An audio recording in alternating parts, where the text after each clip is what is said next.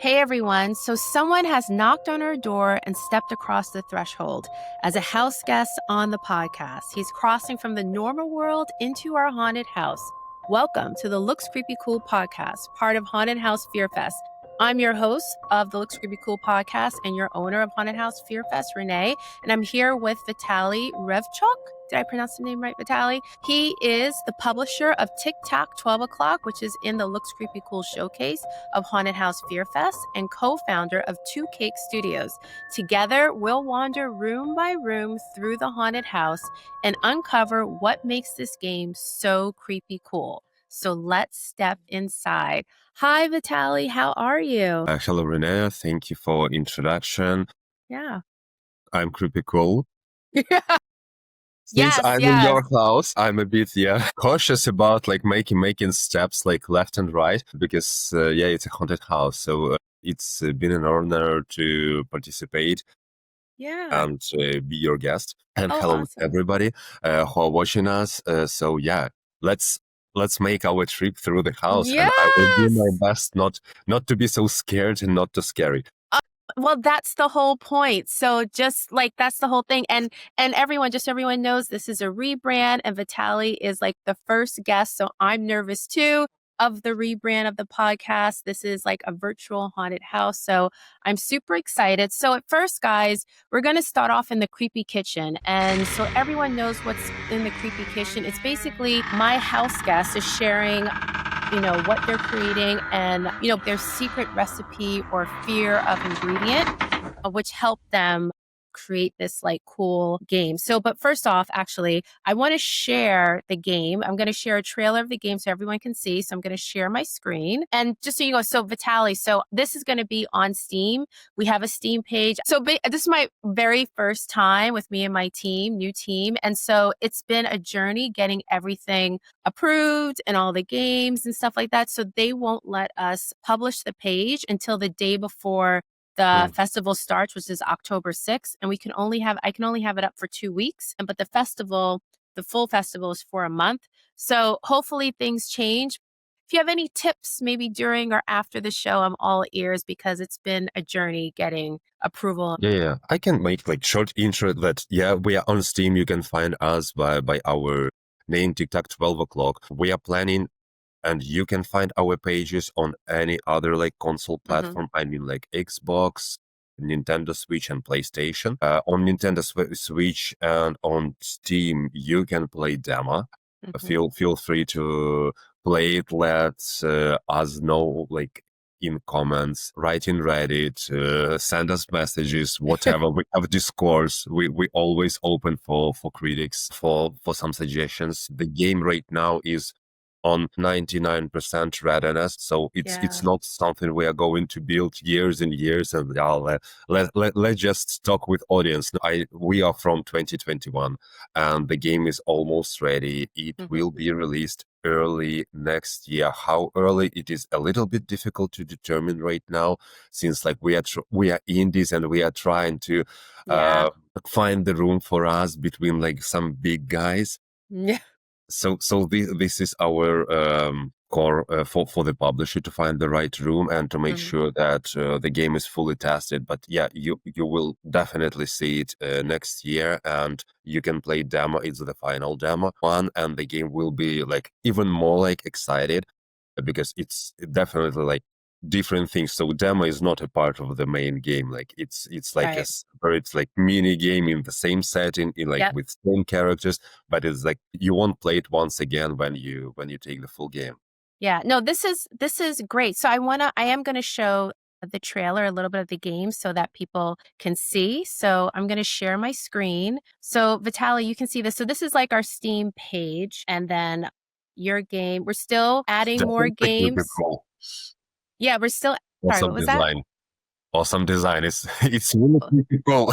Oh, thank you. My social media manager, Amanda, she is amazing. So she had my idea, and then she just, is great. So guys, this interview will be on YouTube too, so you can see the game, and also available during the festival. But here is a trailer of it.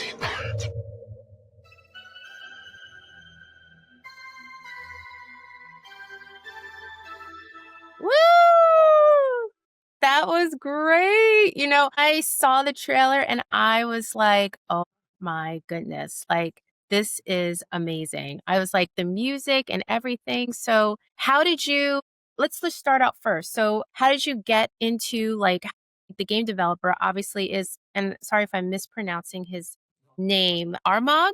Yes. Yeah. Armag? So, yeah, if you can tell me a little bit about him in terms of he's the game developer and he's based in Ukraine, yes? Or, yeah. So, how's Uh, he doing and how did he develop this game and all that? yeah, of course. He is Ukrainian. I'm Ukrainian. So yeah, Awesome. um, Awesome.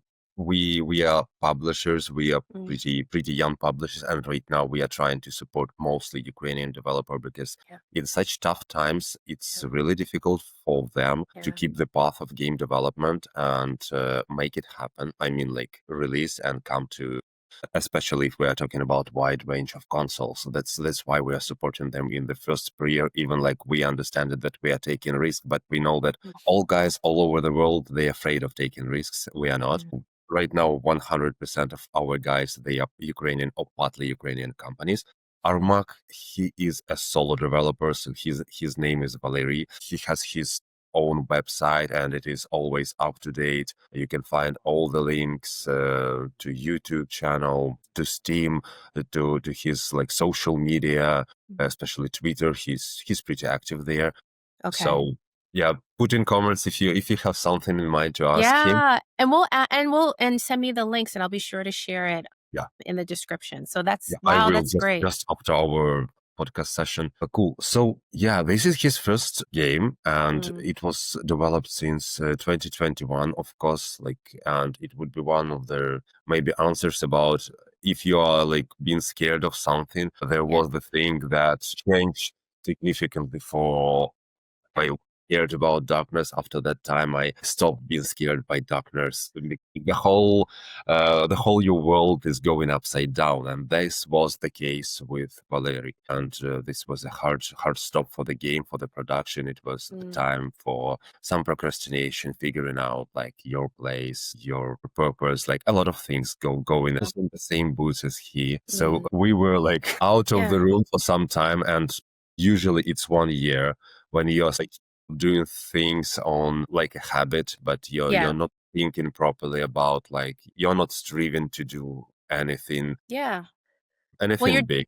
you're driven to survive and just like manage the day to day what you can do. So, how did you guys, I guess, like even still like push past that fear that you are living day to day, but like on this creative side? Fortunately or unfortunately, people they from day to day Hmm. they're used to this, and even to explosions, even to danger. The bad thing, you start like neglecting the thing. You don't care any longer about that. Yeah. And I'm sure like we just talked with Valeria a week ago, and he said like he was witnessing like some attack on the bridge just in Wow. his place, and he like, yeah, it was kind of like night show. It's a bit scary, but yeah, now I'm immune to all that, and he's Wow. focused about finishing this game, and he's all in the new one. He's trying not to Wow. reveal a lot, but I know about like his personality. He's very much into some creepy stuff. Mm. Even if it is not a horror thing, it This would is, be kind of horror. Like if he, because he is like sending some tips. Oh, maybe it would be some another genre. However, yeah. guys. Oh my god. So it's in his blood. It's in his blood. Like all creepy and horror, it doesn't even matter, which is amazing. So basically, how did that start? What was was there a horror story that really sparked his interest and, he delved into this game? Like what sparked him into all creepy and all horror and how he was able to create that into this game and other games? Yeah, as far as I know, he was Mhm. always like first of all, it was a dream of making something by himself. Like like being a producer of some movie. So the master, like you deciding this is Yes. the script, all the action should be here, and you're determined like who is the character, who is the main Right. character, who is good and bad guy here. And this was his main inspiration about making Wow. something like this. Mhm. He's a movie and game fan, so he's watching a lot of movies. That's why in this game you can find different references, not just like if you right now thinking about just one title or one game, one movie, no, it's not one. A lot of characters, they are main characters and protagonists. They are from different inspirations there, and he tried. He tried to Mm. do something. What at that moment he thought it was something new, and at the same time something interesting to the audience. He was inspired by some movies where characters are stuck like into some rooms, buildings. So Oh, you're feeling like this horror of isolation, emptiness around, so you're just on your own. And his first game, as I know, like it was not game prototype. He right. showed just to his friends. It was about the kid who's stuck in the room and has just a tablet with some like nanny cameras around, and he's trying to avoid some boogeyman. It was just light, simple mechanic, just to test on his friends, like how it goes. And Yeah. they figure out that the mechanic is actually cool, but it's too simple. It's Mm. not enough. And just after that, he was thinking about, okay, what lore, what realm, and Bluebird School. And the guys who decided to investigate all the secrets there and what is going on in their school and with their classmates. Yeah, this is his story. You can find some references there, even like from some big authors like Stephen King, of Yeah. course.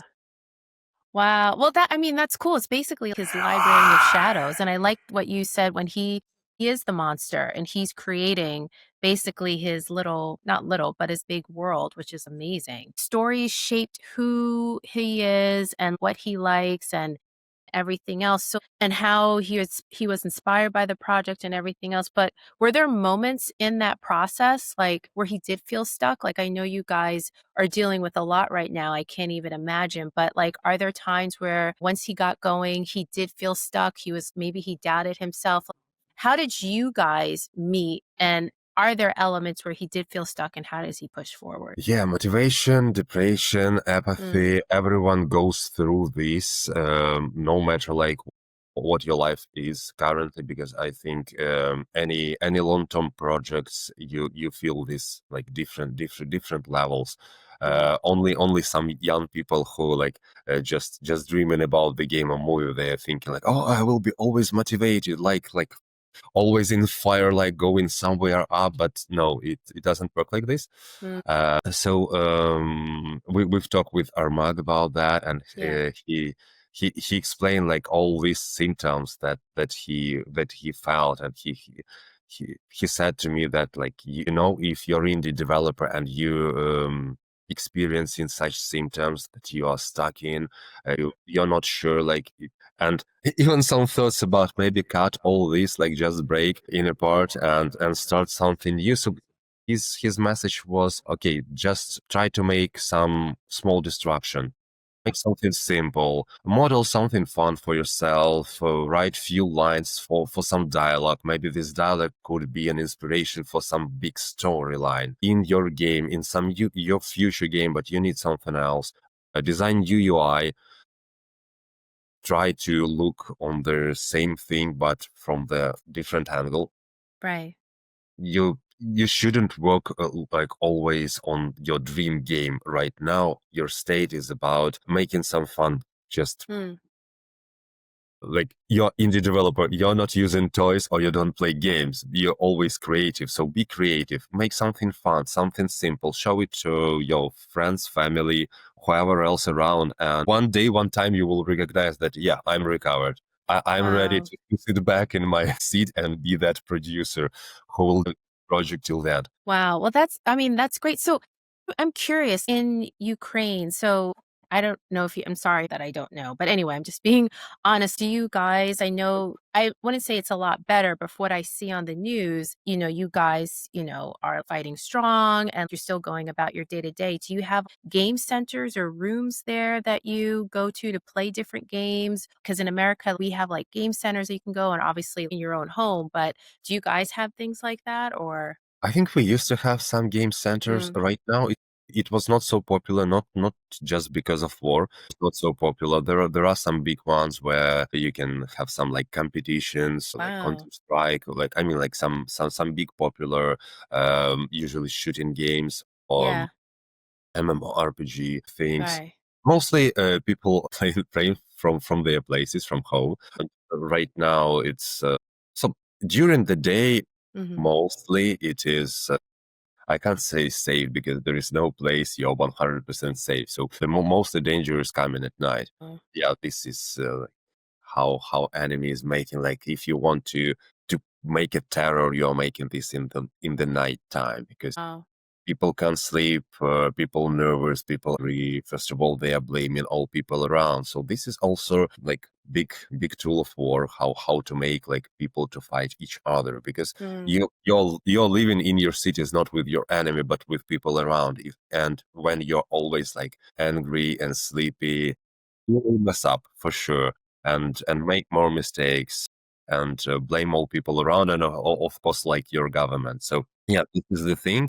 So especially if you want to be secured, you need to find a shelter. A lot of people neglecting that. They're just like Mm. trying to use, like we have like some rule of like two walls, that Mm. at least like you can be safe if it's a drone or something like that. If you have several walls that they can They can't protect. see. Yeah. Yeah, it's like from glass, from some small metal pieces, they can protect you. Of course, like if air missile go into your building, like nothing will help you at all, Right. Yeah. unfortunately. So yeah, that is the thing. So, but during the day, you're going to the streets. It's going like in the same manner. Like it's, I'm not talking about like cities that are 10 kilometers field, of course. So Yeah. people are living their life. They are playing. They are loving. They have romantic. They have hard work. So life is still going on, and indie developers, they are trying to make their project, their dream come true. All we were waiting, like like this first year, everybody like maybe this is just something insane and the whole world like will recognize that, or like people that come to our land recognize it. But like finally in a year, like nothing happened. Mm. Everybody understood that only we can change our life, and we can still live our life. We can't tell Wow. like, okay, I will love after, I will live after, make my game after. No, it is time. The current time is the best time always to Okay. do all you dreamed about. So yeah, Armag like is Wow. fully dedicated to his game right now. He's rushing so much, like he's testing, he's like kind of perfectionist. He's always like, no, you won't find any bug in my game. Like, I will make everything, even localization. We're like, no, we can help you. Actually, we are Wow. public. So Like, how does no, wow. So I mean that's amazing. Like he's just so determined and like you guys as a country are determined too and everything that you're doing. So even at night, I'm just picturing him like at night when he's like testing things. How does he like stay quiet like through the testing? I mean, obviously there's headphones, but obviously you have to like test the game and things like that. So what does he do to protect the noise, I guess, from the danger that's outside? you can do not many things about that. Yeah.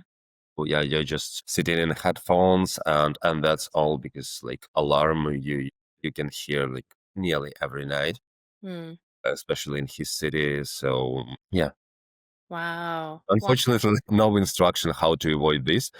Hmm. So this is not the only thing he's working like about his experience. So like you can imagine that it's pretty difficult to make your own game, especially if you're not like making something like simple like pixel graphics. And this is Yeah. not pixel graphics. So he is a veteran in CGI. Oh, Uh, wow. he's working, and he worked with a lot of titles and big APs. Mhm. So he's still like a professional, and he's working in this field still. I'm not sure about like amount of years, but it's 10 plus for sure. Wow. Uh, so yeah, and his story, when he defined that, yes, I want this, I really want to make the game, but I have lack of skills. So he started like going for educational courses, and he started studying Unreal Engine, Unity Engine. So Wow. he defined that he need to know everything, like, because if you're a producer, you need to like put one hat, Yeah. put another hat. So Yeah. he's a developer, he's an art director, he's everything. And we were really impressed with his experience because we've seen a lot of other developers that can like just make something, but they're asking for help from publisher, or they're searching for other people that can bring something to them. Valerie is doing everything. But Wow. Wow. so yeah, the only thing it's music. The music is Okay. it's not like AI is not like something kind of that. He has a friend. He's a composer. What? That's amazing. All the music here, like it's inspired of like 19th. Mhm.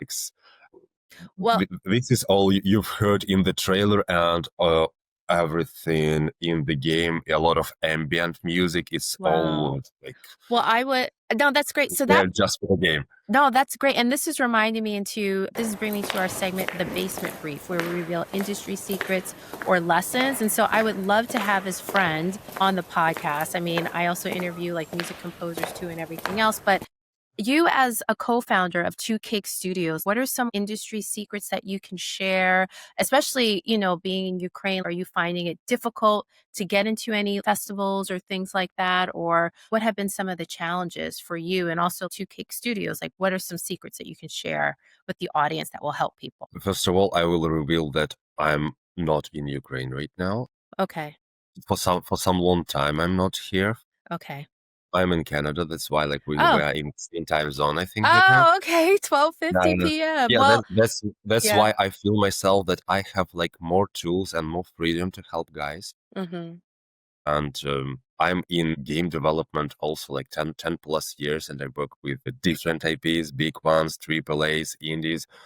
First of all, it was like my inspiration. I'm not Mm-hmm. a developer. I'm not writing code. I'm not making art. I'm a producer slash project management. So this is what I'm doing. I'm helping them to organize, make prepared, to find the right path and roadmap. And this is for me not just work, like it's life and hobby and everything else. And I know that it's stuff been there. So Yeah. that's why we are here. And a lot of people, I mean, indie developers, they think that it's enough to make a brilliant game. You will just show it, and all around we'll start playing. We'll be amazed about that. But unfortunately, like the internet right now, current state, you need to Mm-hmm. dig, find everything. Only some well-known titles, and Mm-hmm. it's always not a secret. A lot of companies, they're making their first title and they become famous only with the second one, because first Yeah. it's like your introduction. You're just telling like, oh hey, I'm here.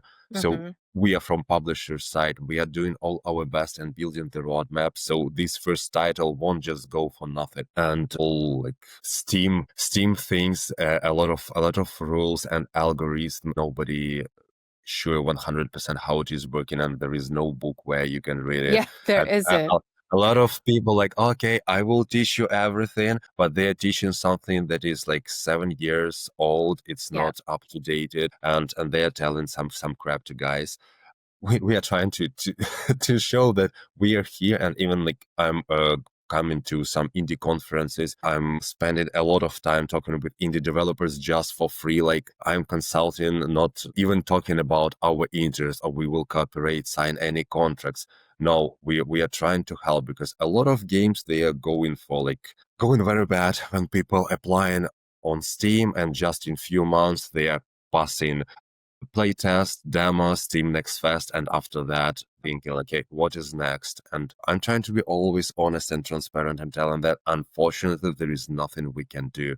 You Mm-hmm. just passed all milestones in a blink of eye. So Yeah. yeah, I mean, a lot of people, even just in general from film and games, a lot of developers and filmmakers, they have to realize like a lot of it is the marketing. And that's why, I'm so happy to be the owner of Haunted House FearFest, because I love indie game development, indie film. And it's a lot. It has to do with the marketing. It has to do with, pushing it out there, getting eyes out there, letting people know. And, like I said, it's very hard to enter Haunted House FearFest. So when you get in and you're selected, you'll forever be a house guest. So yeah, and I get it, because my background is I worked in marketing at big companies like HBO and MGM, and I worked at People Magazine. And so I did partnership marketing with a lot of streaming partners, Xbox. So I get the side that they look at. And then I also get the indie creator side as well and what they want to see. And it's just trying to marry the two, which I can totally to relate to what you're discussing as well, because it is, there's a lot more involved to that, which is great. Yeah. So next up is the Attic Call, where you tell us like what's pushing your business forward. So in terms of Two Cake Studio, we have this game, and what other things do you have coming down the pipeline? I can reveal a little bit. We are working as a publisher for the last 3 years. Before that, we were concentrated on outsourcing, making like helping other AA, AAA games with code art. But right now we are fully going into publishing. 90% of work it's our own titles, or we are co-developers. We are helping other developers, even like they are coming just for the publisher. But when we are analyzing the game, it requires improvements. And we've got examples when some developers, he was thinking like, okay, I'm ready for release in few months. And we were making the full evaluation of the game, showing like that we have some strength, but still like there are weaknesses that we need to fix. Mm-hmm. We agreed on some like plus year of development. So next year, I suppose we should have at least 2 releases. And I have right now four games about, of course, like where I am sitting in the haunted house. On the horror, so we have also another one. Yeah. It's in more early stage. I hope maybe next year I will come to your podcast with it, because we were very surprised. We were staying low because the team also it is distributed, but half of it is in Ukraine. Okay. Lovecraftian sci-fi horror. Nice. That sounds nice. It is nice, and Mhm. people there mostly from AAA veterans, so they're working hard on that. And we were staying low because we have nothing to showcase. Currently, we are working on the playtest. In October, we are opening the playtest, and we decided just to tell everybody that we are doing this. We are cool guys, and just let's show you some teaser. So IGN, they took our teaser on their main channel. It was really a surprise for us. Yeah, And that's huge. That's huge. yeah, not just game trailers where they automatically put like all the games, but they put it to IGN, and we've got a pretty good wave of people coming and requesting more and more access. So next year definitely we'll be ready to launch our demo. Yeah, no, that's great. And with trailers. So yeah. No, that's great. So what I'm going to announce, but I can announce it here. So Haunted House FearFest will be year round. So October is like our big tentpole, but then starting in the wintertime, spring, I'll have like Haunted House FearFest is a different wing of the house called the Frozen Wing. So that's where we get all like the spring or winter submissions. And if you enter in the festival, and then we'll have the Heat Wave to collaborate with summer. So it'll be Haunted House FearFest Heat Wave. So either one that you enter, whether it's the Frozen Wing or the Heat Wave, that one submission counts towards October. So you never have to submit again. So you pay once, and then that's it. That carries over through October. And if you make it through the Frozen Wing, then you get carried through October as a nominee. And that's when like all the awards and stuff happen. So it's going to be year round as well as the podcast. So whenever any game that you have is ready, just let me know, because there'll be more than one option to submit to the festival. So awesome. Then I will make a note that I need to inform you about, first of all, TICTAC release. Because it is not announced, and we still don't have like some special event where we would like to announce that.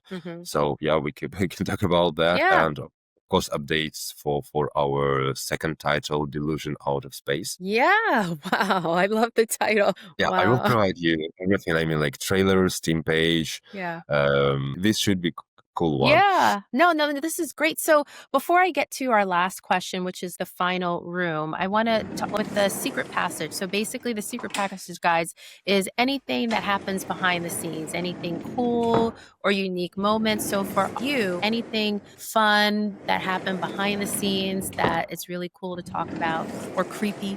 Yeah, I think I have a creepy one, and we laughed a lot because I asked this question, Valerie.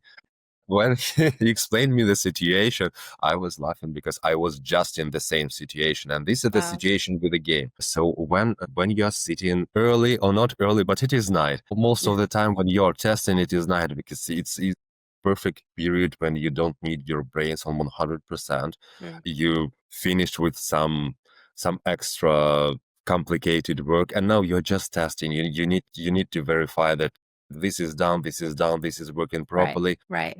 And you are somehow like your brain working on some like 10-15%, like, and your attention, so you're focused, you're in the dark room with the headphones, and of course you can forget to do something like turn off the sound, or you just forgot about something that should be very close, and this is some screamer, I mean like jump scare, and you're testing and you're not expecting it, and at once like it's jumping like to you, and you are screaming as it is your time watching this. And it is so much ridiculous for Valerie because you are the author, you're the master of this game, and right Right. now you are crying. Oh my God, that's so funny. Your own character, your own game.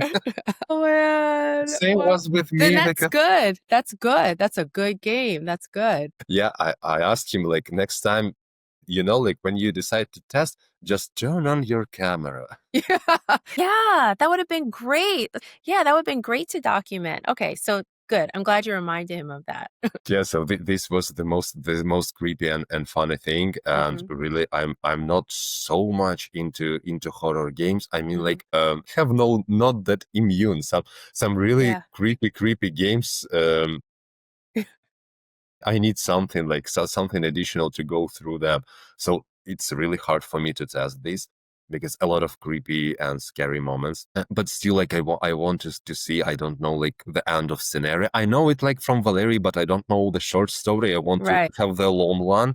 That's why I'm playing, and it is tough. Oh, but that's what make a good horror game. So in terms of creepy, we're entering the final room now. So can you personally share any like the creepiest moment that's happened to you and the coolest moment that's happened to you? Like it could be anything. I know it could be like being visited by a ghost. I know for me, I think there's so many, but one of the creepiest things that's happened to me, I was in my old apartment and I think it was like someone died or can't even remember. Someone used to live there. And I never forget, Vitalii, like it was a couple of months in and I was lying in bed and I woke up. I literally saw, I never forget, like a woman right in front of me. She was wearing all white, like silhouette, and she had like gray hair, but her face was like shiny, but super shiny. She was pale looking. I'm like thinking like right now. And then she looked at me, okay, you're okay. And I got spooked, but I think she was reassuring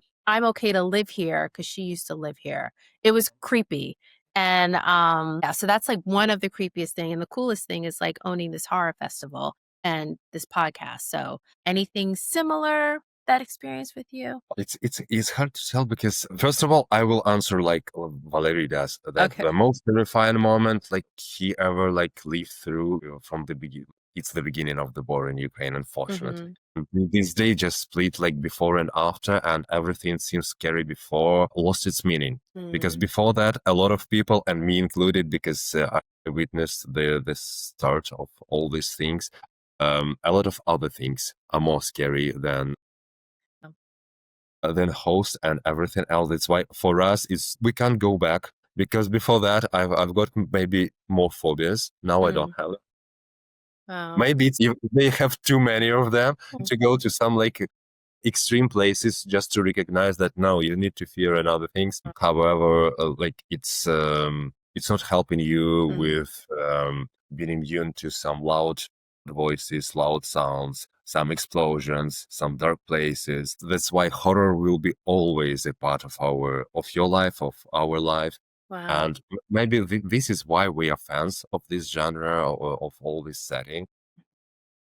Because first of all, like it's giving us not the reality, but understanding that we are alive. Because scared, your emotions are so high, nothing else can be in comparison. That's why people like to be scared. And we, I hope, will succeed with scaring you with our game, but it won't be just scared. It should be excited. Yeah. And we want you to play it at least a little bit, maybe small demo. Do that. Regarding a little bit step back, revealing some secrets. I just forgot to tell that was insights from Valerie. The people who are watching us will be interested in that. So the character references. So we have main guys who are investigating all the things going on in the Blue School. So references for these comics were taken from a 1986 film, Stand By Me. No. Yeah. So if you haven't seen it, I highly recommend it. It's a brilliant film, brilliant story about the friendship, childhood adventures, and at the same time growing up. So it was important to convey that like atmosphere, like friends fighting themselves in extraordinary circumstances. And of course, I revealed that, but also we need to make a nod to Stephen King, since his novella was the basis for this. And since we're working in the horror genre, we simply can't do anything without this gentleman. Thanks to him once again for all his works and inspiration. I'm sure like 80% what is going on in this current business, thanks to him. Yeah, no, he's amazing. I used to work at Simon and Schuster, and this was like years ago. And I remember because Simon and Schuster published his book, so I remember meeting him, and I was so nervous. And I never forget, I was hiding behind the hallway or something. He doesn't remember me like ever, but like I remember hiding, and the publisher was like, "You can come and say hi," and he so nice. He said hi, and he signed one of the Dark Tower books that I had, and like, yeah, so he is just the king of horror, which is amazing. So I'm so glad that was an inspiration. It's crazy. It's great. Yeah, and about the coolest moment we ever had, I think that this is a part of our nation a little, and we encourage others to be the same. We are optimistic. Matter what, we will have a lot of fun. We laugh jokes. We are not asking like for people being sad to us or like anything else. That's why we are not concentrated on the coolest moments we've had. We always think that coolest moments are still ahead. The main thing is to keep moving forward and continue creating. So you always know that I won't miss that moment. And you always strive to something. There are still many ideas and plans. It's important for us that players feel emotions from our projects, and how that will unfold in the future. Time will tell us. Yeah. That's why I hope next podcast I'll tell you that this release, it was the brilliant. I wish I say that. However, I'm sure like every step I'll tell you maybe something in the future. Okay. We always want more, like jump higher. Yeah, no, that's great. Well, the doors to Haunted House FearFest is always open, and to the Looks Creepy Cool podcast. I want to thank you, Vitalii, for coming on the show. Again, you're always a guest, so please make sure to follow us, and you have my email. I wear many hats too. So TikTok 12 o'clock, it is a demo. It's part of the Looks Creepy Cool showcase. You guys will be able to, it's available on Steam now, but Haunted House FearFest starts October 6th. It's through November 6th, but Steam, it's October 6th through October 19th. We're only allowed 2 weeks with Steam. It's our first time on there, but we are just so happy to have TikTok 12 o'clock. It is a great game. The demo's amazing, and we can't wait for the full release to come out. So Vitalii, thank you so much. And I'll make sure to put links to anything Vitalii sends me about his studio, about the game, and tell Armag that I said hello. And yeah, and his composer is welcome to come on the show too. So yeah, you always are a guest at Haunted House FearFest and the Looks Creepy Cool podcast. So thank you. Thank you, Renee. I will try to bring the guys in your room.